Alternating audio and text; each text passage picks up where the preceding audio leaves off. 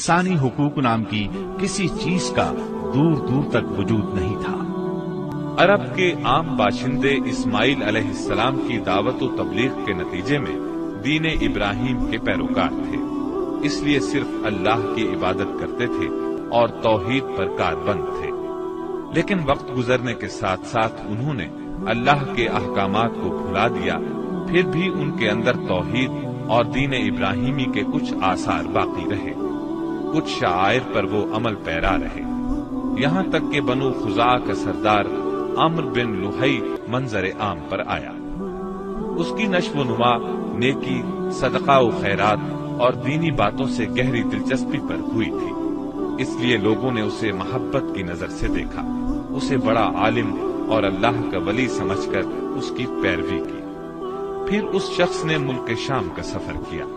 उसने देखा वहां बुतों की पूजा हो रही थी। उसने समझा ये तरीका भी अच्छा है और बरहक है, क्योंकि मुल्क शाम पैगंबरों की सरजमीन थी। आसमानी किताबें वहां नाजिल हुई थी। चुनाचे वापसी पर वो वहां से अपने साथ हुबुल बुत भी ले आया और उसे खाना काबा के अंदर नस्ब कर दिया और अहले मक्का को अल्लाह के साथ शिर्क की दावत दी। अहले मक्का ने इस पर लब्बैक कहा। इसके बाद बहुत जल्द हिजाज के बाशिंदे भी शामिल हो गए, वो भी उनके नक्श कदम पर चल पड़े। इस तरह अरब में बुत परस्ती का आगाज हुआ। हुबुल के अलावा अरब के कदीम तरीन बुतों में से एक मनात था। ये बहर ahmar के साहिल पर कुदैत के करीब मुशल्लल में नस्ब था। उसके बाद ताइफ में लात नामी बुत वजूद में आया। फिर वादी नखला में उज्जा का बुत नस्ब किया गया। ये तीनों अरब के सबसे बड़े बुत थे। इसके बाद हिजाज के हर खित्ते में शिर्क की कसरत और बुतों की भरमार हो गई। कहा जाता है कि एक जिन अम्र बिन लुहई के ताबे था। उसने बताया कि कौम नूह के बुत यानी वद, सुवा, यगूस, यऊक और नस्र जद्दा में दफन हैं। इस इत्तिला पर अम्र बिन लुहई जद्दा गया और उन बुतों को खोद निकाला। फिर उनको तिहामा लाया और जब हज का जमाना आया तो उन्हें मुख्तलिफ कबाइल के हवाले किया। ये कबाइल उन बुतों को अपने अपने इलाकों में ले गए। इस तरह हर हर कबीले में फिर हर हर घर में एक एक बुत हो गया। इसी पर बस नहीं की गई, इसके बाद मुशरिकीन ने मस्जिद हराम को भी बुतों से भर दिया। चुनाचे जब मक्का फतह हुआ तो बैतुल्लाह और इसके गिरदागिर्द 360 बुत थे, जिनको खुद रसूलुल्लाह सल्लल्लाहु अलैहि वसल्लम ने अपने दस्ते मुबारक से तोड़ा। आप हर एक बुत को छड़ी से ठोकर मारते और वो गिर जाता। फिर आपने हुक्म दिया, इन तमाम बुतों को मस्जिद हराम से बाहर निकाल दो। चुनाचे इन सारे बुतों को मस्जिद हराम से बाहर निकालकर जला दिया गया। गर्ज, शिर्क और बुत परस्ती आहले जाहिलियत के दीन का सबसे बड़ा मजहर बन चुकी थी, और इन लोगों को ये घमंड भी था कि वो सैयदना इब्राहीम अलैहिस्सलाम के दीन पर हैं। फिर आहले जाहिलियत के यहाँ बुत परस्ती के कुछ खास तरीके भी राइज थे, जो ज्यादातर अम्र बिन लुहई के घड़े हुए थे। ये जाहिल लोग समझते थे कि अम्र बिन लुहई के तरीके दीन इब्राहिमी में तब्दीली नहीं बल्कि बिदअत हसना हैं। उनमें बुत परस्ती की क्या क्या रस्में राइज थीं, इसकी तफसील भी सुन लें। नंबर 1, उस दौर के जाहिल मुशरिक बुतों के पास मुजाविर बनकर बैठते थे, उनकी पनाह ढूंढते थे, उन्हें जोर जोर से पुकारते थे, हाजत रवाई और मुश्किल कुशाई के लिए उनको पुकारते थे और समझते थे कि वो अल्लाह से सिफारिश करके हमारी मुराद पूरी करा देंगे। नंबर 2, वो बुतों का हज और तवाफ करते थे, उनके सामने इज्जो न्याज से पेश आते थे और उन्हें सजदा करते थे। नंबर 3, बुतों के लिए नजराने और कुर्बानियां पेश करते और कुर्बानी के इन जानवरों को कभी बुतों के आस्थानों पर ले जाकर ज़बाह करते थे और कभी किसी और जगह ज़बाह कर लेते थे, मगर बुतों के नाम पर ज़बाह करते थे। ज़बाह की इन दोनों सूरतों का जिक्र अल्लाह ताला ने सूरतुल माइदा की आयत नंबर 3 में किया है। यानी वो जानवर भी हराम हैं जो आस्थानों पर ज़बाह किए गए हों। दूसरी जगह یعنی سورہ انعام کی آیت 121 میں فرماتے ہیں وَلَا تَأْكُلُوا مِمَّا لَمْ يُذْكَرِ اسْمُ اللَّهِ عَلَيْهِ، یعنی اس جانور کا گوشت مت کھاؤ جس پر اللہ کا نام نہ لیا گیا ہو۔ نمبر 4، بتوں کا قرب حاصل کرنے کا ایک طریقہ یہ بھی تھا کہ مشرقین اپنی سمجھ کے مطابق اپنے کھانے پینے کی چیزوں اور اپنی کھیتی اور چوپائے کی پیداوار کا ایک حصہ بتوں کے لیے خاص کرتے تھے۔ اس سلسلے میں ان کا دلچسپ رواج یہ تھا کہ وہ اللہ کے لیے بھی اپنی کھیتی اور جانوروں کی پیداوار کا ایک حصہ خاص کرتے تھے، پھر مختلف اسباب کی بنا پر اللہ کا حصہ تو بتوں کی طرف منتقل کر سکتے تھے، لیکن بتوں کا حصہ کسی بھی حال میں اللہ کی طرف منتقل نہیں کر سکتے تھے۔ اس بری عادت کا تذکرہ بھی اللہ تعالی نے سورہ انعام کی آیت 136 میں کیا ہے۔ اللہ نے جو کھیتی اور چوپائے پیدا کیے ہیں اس کا ایک حصہ انہوں نے اللہ کے لیے مقرر کیا، اور بذام خود کہتے ہیں کہ یہ اللہ کے لیے ہے اور یہ ہمارے شرکاء کے لیے ہے۔ تو جو ان کے شرکاء کے لیے ہوتا ہے وہ تو اللہ کے لیے نہیں پہنچتا، مگر جو اللہ کے لیے ہوتا ہے وہ ان کے شرکاء تک پہنچ جاتا ہے۔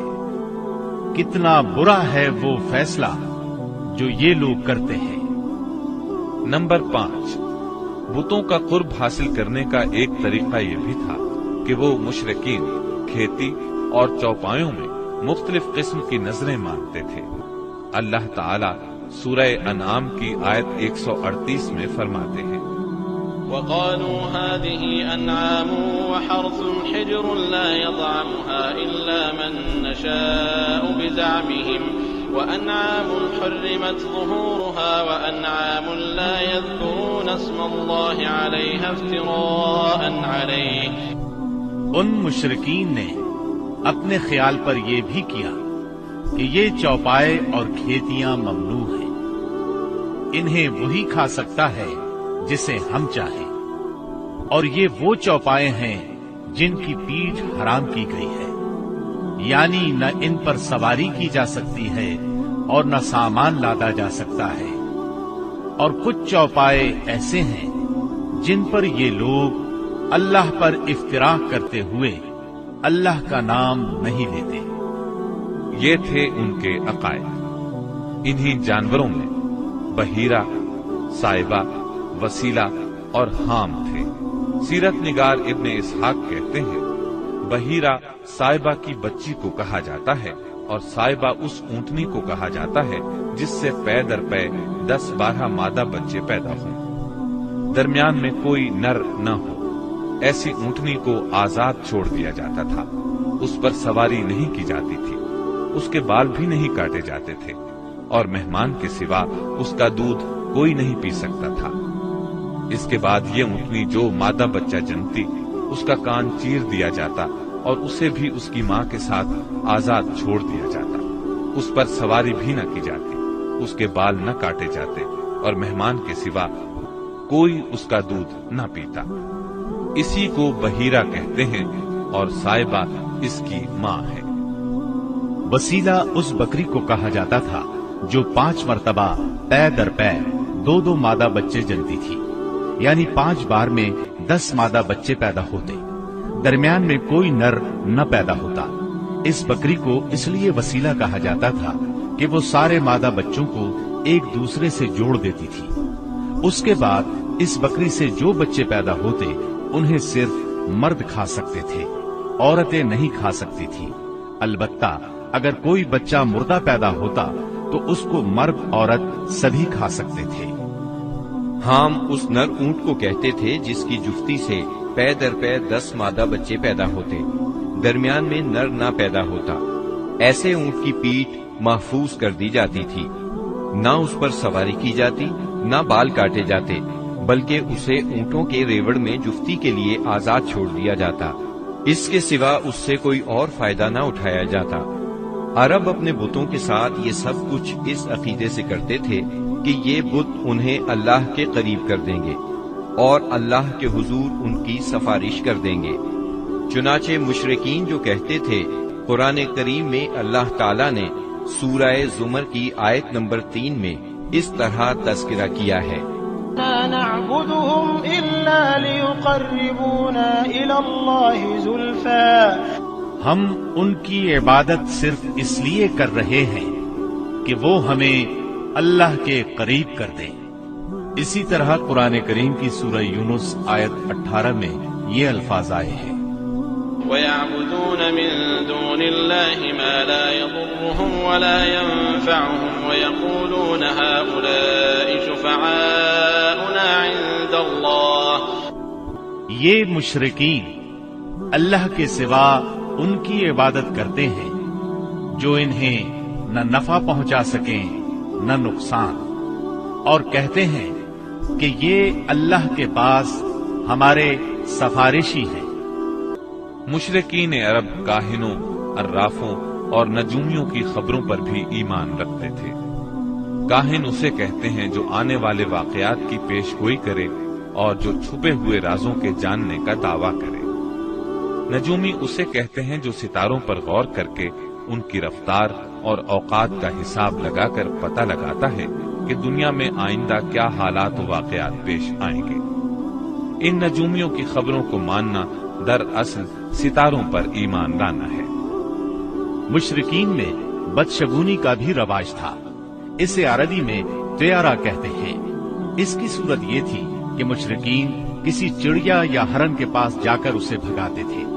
اگر وہ دائیں طرف بھاگتا تو اسے اچھا شگون خیال کرتے، کامیابی کی علامت خیال کرتے اور اپنا کام کر گزرتے۔ اگر وہ بائیں طرف بھاگتا تو اسے نحوست کی علامت سمجھ کر اپنے کام سے باز رہتے۔ اسی طرح اگر کوئی چڑیا یا جانور راستہ کاٹ دیتا تو اس کو منحوس خیال کرتے۔ اسی سے ملتی جلتی ایک حرکت یہ تھی کہ مشرکین خرگوش کے ٹخنے کی ہڈی لٹکاتے تھے اور بعض دنوں، بعض مہینوں، جانوروں، گھروں اور عورتوں کو منحوس سمجھتے تھے۔ آج کے دور میں بھی ایسی باتیں سننے میں آتی ہیں، کالی بلی راستہ کاٹ گئی، اللہ خیر کرے وغیرہ۔ قریش کی ایک بدعت یہ تھی کہ وہ کہتے تھے ہم سیدنا ابراہیم علیہ السلام کی اولاد ہیں، حرم کے پاسبان، بیت اللہ کے والی اور مکے کے باشندے ہیں۔ کوئی شخص ہمارا ہم مرتبہ نہیں اور نہ کسی کے حقوق ہمارے حقوق کے مساوی ہیں۔ اسی لیے یہ لوگ اپنا نام ہمس یعنی بہادر رکھتے تھے، لہذا ہمارے شایان شان نہیں کہ ہم حدود حرم سے باہر جائیں۔ چنانچہ حج کے دوران میں یہ لوگ عرفات نہیں جاتے تھے اور نہ وہاں سے افاضہ کرتے تھے، بلکہ مزدلفہ ہی میں ٹھہر کر وہیں سے افاضہ کر لیتے تھے۔ اللہ تعالی نے اس بدعت کی اصلاح کرتے ہوئے سورہ بقرہ کی آیت 199 میں فرمایا، ثم افیضوا من حیث افاض الناس، یعنی تم لوگ بھی وہیں سے افاضہ کرو جہاں سے سارے لوگ افاضہ کرتے ہیں۔ ان کی ایک بدعت یہ بھی تھی کہ انہوں نے بیرون حرم کے باشندوں کو حکم دے رکھا تھا کہ وہ حرم میں آنے کے بعد پہلا طواف ہمس سے حاصل کیے ہوئے کپڑوں ہی میں کریں۔ چنانچہ ان کا کپڑا اگر دستیاب نہ ہوتا تو مرد ننگے طواف کرتے اور عورتیں اپنے سارے کپڑے اتار کر صرف ایک چھوٹا سا کھلا کرتا پہن لیتی اور اسی میں طواف کرتی، اور دوران طواف یہ شعر پڑھتی، اليوم يبدو بعضه أو كله وما بدأ منه فلا أحله۔ آج کچھ یا ساری شرمگاہ کھل جائے گی، لیکن جو کھل جائے میں اسے دیکھنا حلال قرار نہیں دیتی۔ اللہ تعالی نے ان خرافات کے خاتمے کے لیے سورہ آراف کی آیت نمبر 31 میں فرمایا، یا بنی آدم خذوا زینتکم عند کل مسجد، یعنی اے آدم کے بیٹو، ہر مسجد کے پاس اپنی زینت اختیار کرو۔ یہی دین یعنی شرک و بت پرستی اور توہمات و خرافات پر مبنی عقیدے والا دین عام اہل عرب کا دین تھا۔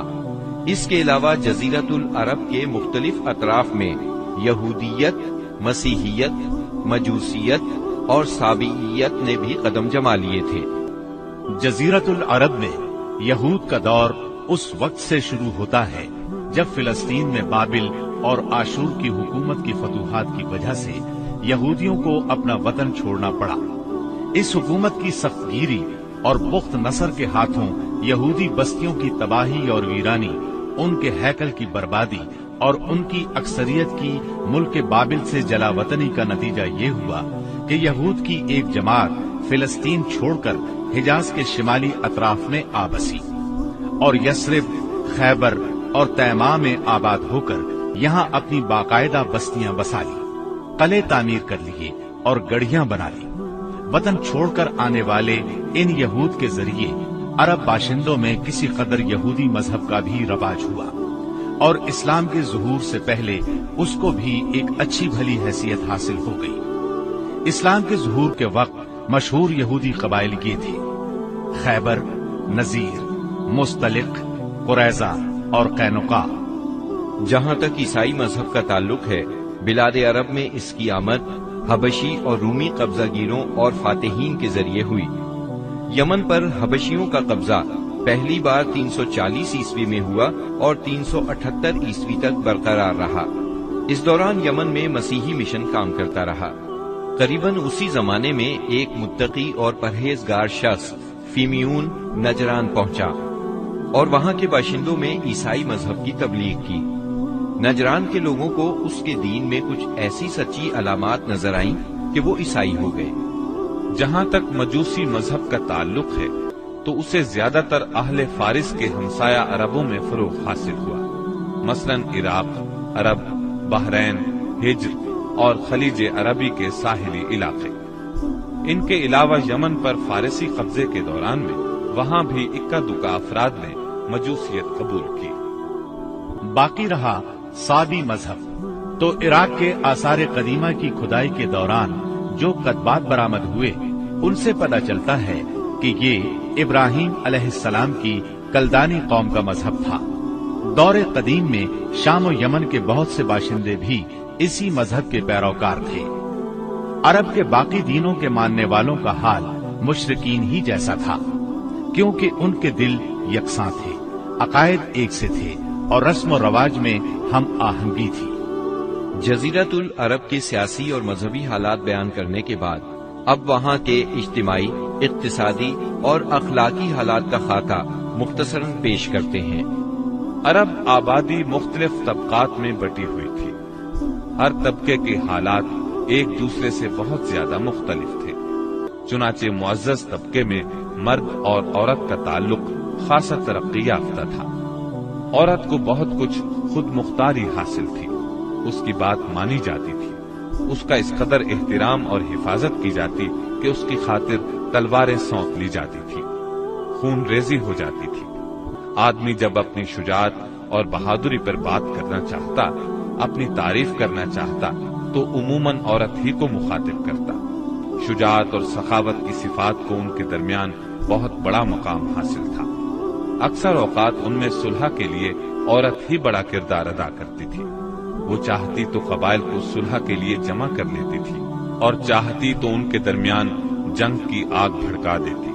لیکن ان تمام باتوں کے باوجود خاندان کا سربراہ مرد ہی کو مانا جاتا تھا اور اس کی بات فیصلہ کن ہوتی تھی۔ اس طبقے میں مرد اور عورت کا تعلق عقد نکاح کے ذریعے ہوتا تھا۔ یہ نکاح عورت کے ولیوں کی نگرانی میں انجام پاتا تھا۔ عورت کو ان کی ولایت کے بغیر نکاح کا حق نہیں تھا۔ ایک طرف طبقہ اشراف یعنی معزز لوگوں کا یہ حال تھا، تو دوسری طرف دوسرے طبقات میں مرد عورت کے اختلاط کی اور بھی کئی صورتیں تھیں، جنہیں بدکاری، بے حیائی، فحاشی اور زناکاری کے سوا کوئی اور نام نہیں دیا جا سکتا۔ زمانہ جاہلیت میں کسی حد کے بغیر متعدد بیویاں رکھنا ایک عام بات تھی۔ لوگ دو سگی بہنوں کو بھی بیک وقت اپنے نکاح میں رکھ لیتے تھے۔ باپ کے بیوی کو طلاق دینے کے بعد یا اس کے فوت ہونے پر بیٹا اپنی سوتیلی ماں سے بھی نکاح کر لیتا تھا۔ طلاق کا اختیار مرد کو حاصل تھا اور اس کی کوئی حد مقرر نہیں تھی۔ زناکاری تمام طبقات میں عروج پر تھی، کوئی طبقہ یا انسانوں کی کوئی قسم اس سے مستثنا نہ تھی۔ البتہ کچھ مرد اور کچھ عورتیں ایسے ضرور تھے جنہیں اپنی بڑائی کا احساس اس برائی کی کیچڑ میں لت پت ہونے سے باز رکھتا تھا۔ پھر آزاد عورتوں کا حال لونڈیوں کی نسبت اچھا تھا۔ اصل مصیبت لونڈیاں ہی تھی۔ ایسا لگتا ہے جیسے ان جاہلوں کی اکثریت اس برائی کی طرف منسوب ہونے میں کوئی آر بھی محسوس نہیں کرتی تھی۔ جاہلیت میں باپ بیٹے کا تعلق بھی مختلف نوعیت کا تھا۔ کچھ تو ایسے تھے جو کہتے تھے انما اولادنا بیننا اکبادنا تمشی علی الارض، یعنی ہماری اولاد ہمارے کلیجے ہیں جو روئے زمین پر چلتے پھرتے ہیں۔ جبکہ دوسری طرف کچھ لوگ ایسے بھی تھے جو لڑکیوں کو رسوائی اور خرچ کے خوف سے زندہ دفن کر دیتے تھے اور بچوں کو فقر و فاقے کے ڈر سے مار ڈالتے تھے۔ تاہم یہ کہنا مشکل ہے کہ یہ سنگ دلی بڑے پیمانے پر رائج تھی، کیونکہ عرب اپنے دشمنوں سے اپنی حفاظت کے لیے دوسروں کی بنسبت کہیں زیادہ اپنی اولاد کو بہتر سمجھتے تھے اور اس بات کا احساس بھی رکھتے تھے۔ مطلب یہ کہ مجموعی طور پر ان کی حالت بہت کمزور تھی، عقل سے عاری تھی اور ذلت میں گھری ہوئی تھی۔ جہالت نے ان کو اپنے گھیرے میں لیا ہوا تھا۔ خرافات کا دور دورہ تھا، لوگ جانوروں جیسی زندگی گزار رہے تھے، عورت بیچی اور خریدی جاتی تھی، بعض اوقات اس سے مٹی اور پتھر جیسا سلوک کیا جاتا تھا۔ قوم کے باہمی تعلقات کمزور بلکہ ٹوٹے ہوئے تھے۔ رہ گئی حکومتیں تو ان کو صرف اپنا خزانہ بھرنے سے غرض تھی یا مخالفوں پر فوج کشی کرنے کی فکر۔ اقتصادی حالت بھی خراب تھی، صرف تجارت ان کے نزدیک ضروریات زندگی حاصل کرنے کا سب سے اہم ذریعہ تھی، اور تجارت کے لیے امن و سلامتی کی فضا کا ہونا ضروری ہے، ورنہ تجارتی آمد و رفت نہیں ہو سکتی۔ جبکہ ان کا حال یہ تھا کہ سوائے حرمت والے مہینوں کے امن اور سلامتی کا کہیں وجود نہ تھا۔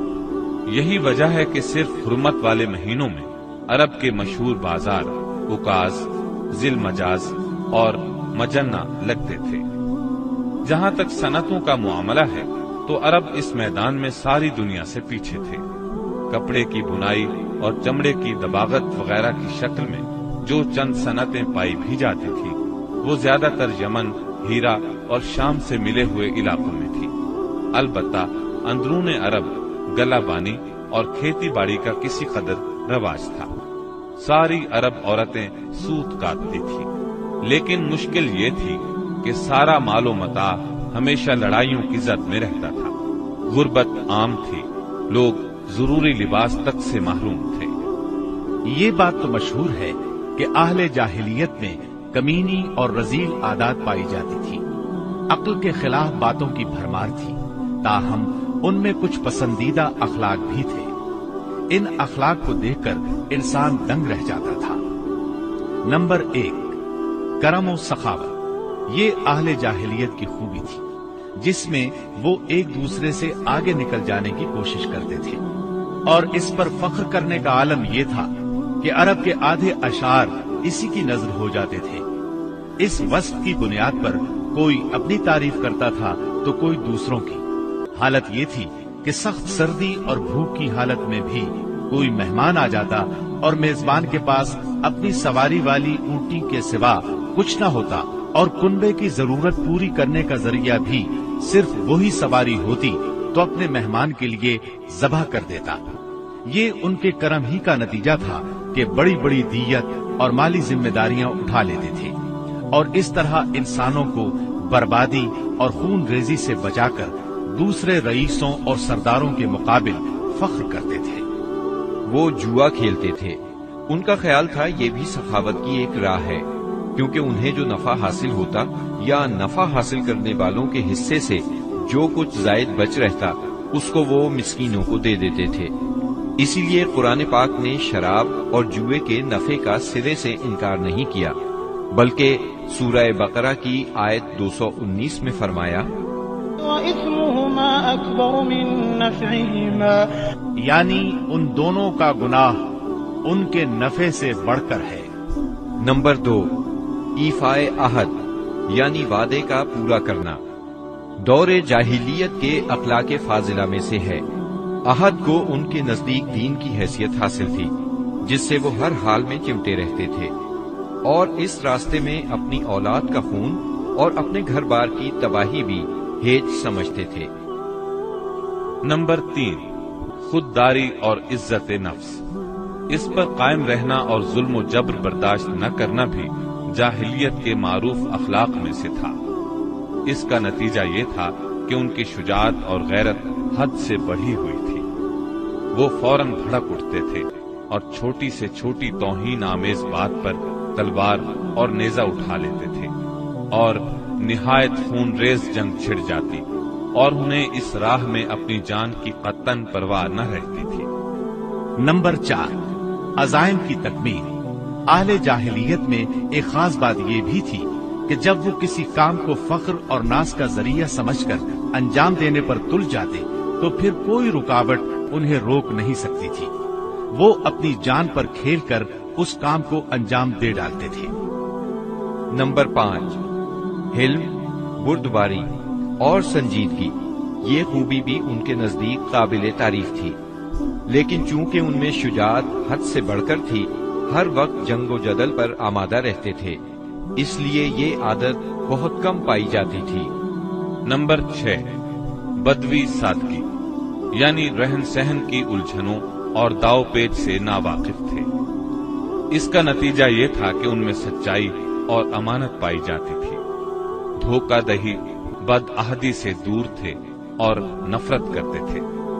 ہم سمجھتے ہیں کہ جزیرت العرب کو ساری دنیا سے جو جغرافیائی نسبت حاصل تھی، اس کے علاوہ یہی وہ قیمتی اخلاق تھے جن کی وجہ سے اہل عرب کو بنی نوع انسان کی قیادت اور رسالت عامہ کا بوجھ اٹھانے کے لیے منتخب کیا گیا تھا، کیونکہ یہ اخلاق اگرچہ بعض اوقات شر اور فساد کا سبب بن جاتے تھے اور ان کی وجہ سے المناک حادثات بھی پیش آ جاتے تھے، لیکن اپنی نوعیت کے بڑے قیمتی اخلاق تھے۔ یہ تھوڑی سی اصلاح کے بعد انسانی معاشرے کے لیے نہایت مفید بن سکتے تھے، اور یہی کام اسلام نے انجام دیا۔ غالباً ان کے اخلاق میں بھی ایفائے عہد کے بعد عزت نفس اور عزم کی پختگی سب سے زیادہ قیمتی اور نفع بخش جوہر تھا، کیونکہ اس زبردست قوت اور پختہ ارادے کے بغیر شر و فساد کا خاتمہ اور نظام عدل کا قیام ممکن نہیں۔ اہل جاہلیت کے کچھ اور بھی اچھے اخلاق تھے، لیکن ان سب کو بیان کیا جائے تو بات بہت طویل ہو جائے گی، لہذا انہی پر اکتفا کرتے ہوئے ہم آگے چلتے ہیں۔ ہمارے رسول مقبول محمد صلی اللہ علیہ وسلم کی ولادت باسعادت موسم بہار میں پیر کے دن صبح صادق کے بعد اور طلوع آفتاب سے پہلے 9 ربیع الاول سن عام الفیل 20 یا 22 اپریل 571 عیسوی کو مکہ مکرمہ میں ہوئی۔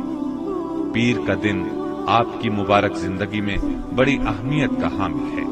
سیدنا ابن عباس رضی اللہ عنہ فرماتے ہیں کہ آپ پیر کو پیدا ہوئے، پیر کے دن آپ کو نبوت سے سرفراز فرمایا گیا، سوموار ہی کو مکے سے مدینے کی طرف ہجرت کے لیے نکلے، سوموار ہی کو آپ مدینہ منورہ تشریف لائے، اور آپ نے پیر ہی کے دن اس دار فانی کو خیر باد کہا۔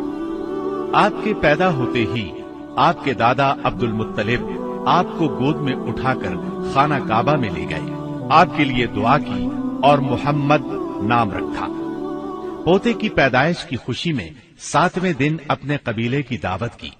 لوگوں نے آپ کے دادا سے پوچھا، آپ نے نومولود کا نام دوسرے لوگوں کے ناموں جیسا کیوں نہیں رکھا؟ انہوں نے جواب دیا، میں چاہتا ہوں میرے پوتے پر اس نام کا اثر پڑے اور میرا پوتا تعریف و توصیف حاصل کرے۔ آپ کی والدہ سیدہ آمنہ نے آپ کا نام احمد رکھا۔ انجیل میں بطور پیشگوئی آپ کے 2 نام آئے ہیں، فارقلید اور منہمنا۔ قرآن مجید کی سورہ انبیاء آیت 107 میں اللہ تعالیٰ نے آپ کو رحمت للعالمین کہا ہے۔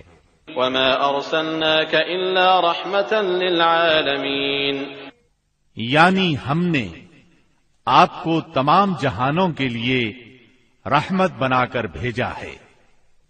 آپ کا نسب نامہ اس طرح ہے: محمد بن عبداللہ بن عبد المطلب بن ہاشم بن عبد مناف بن قصی بن کلاب بن مرہ بن کعب بن لعی بن غالب بن فہر بن مالک بن نذر بن کنانہ بن خزیمہ بن مدرکہ بن الیاس بن مزر بن نزار بن معد بن عدنان۔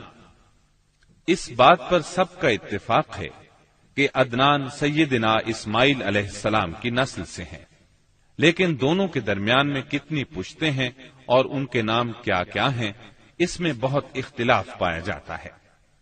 آپ کی والدہ کا نام سیدہ آمنہ تھا۔ سیدہ آمنہ کے والد وہب بن عبد مناف بن زہرہ بن کلاب تھے۔ یہ وہی کلاب ہیں جو والد کی طرف سے بھی نبی صلی اللہ علیہ وسلم کے نسب نامے میں آتے ہیں۔ ان کا اصل نام عروہ یا حکیم تھا، لیکن کتوں کے ذریعے بکثرت شکار کھیلا کرتے تھے، اس لیے کلاب کے نام سے مشہور ہو گئے۔ عربی میں کلاب کتوں کو کہتے ہیں۔